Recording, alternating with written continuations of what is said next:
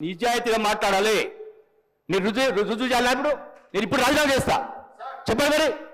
అందుకని ప్రజల్ని తప్పుదో పట్టించే ప్రయత్నం చేయొద్దు. నిజాయితీగా మాట్లాడండి. మాట్లాడిన 4 ముక్కలని నిజాయితీగా మాట్లాడే కార్యక్రమం చేయనని నేను సభ ద్వారా విజ్ఞప్తి చేస్తా ఉన్నా.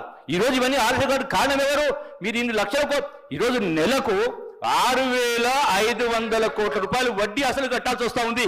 మీరు ఈ అప్పు చేయకపోయి ఉంటే ప్రతి నెల రైతు భరోసా ఇస్తా ఉంది. నిజాయితీ గురించి మాట్లాడారు అధ్యక్ష. నిజాయితీ గురించి మాట్లాడితే అధ్యక్ష, ఇదే మంత్రి గారు గతంలో కేసీఆర్ గారు ఎంత గొప్పగా పరిపాలించారో చెప్పిన మాటలన్నీ ప్లే చేయమంటే చేస్తా. ఒకటి.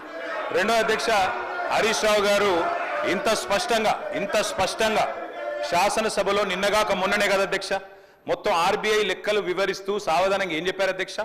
సంవత్సరానికి మా ప్రభుత్వం కేసీఆర్ గారు ప్రభుత్వం చేసిన అప్పు 40,000 కోట్లయితే మీ ప్రభుత్వం సంవత్సరంలోనే చేసిన అప్పు 1,27,000 కోట్లు. ఇది ఆర్బీఐ లెక్క. రేవంత్ రెడ్డి లెక్కనో జూపల్లి కృష్ణారావు లెక్కనో చెల్లది, ఆర్బీఐ లెక్కనే చెల్తది అధ్యక్ష. వాళ్ళు ఒకటే అబద్ధాన్ని 100 సార్లు చెప్పి నిజం చేద్దాం అనుకుంటే ప్రజలు నమ్మరు అధ్యక్ష.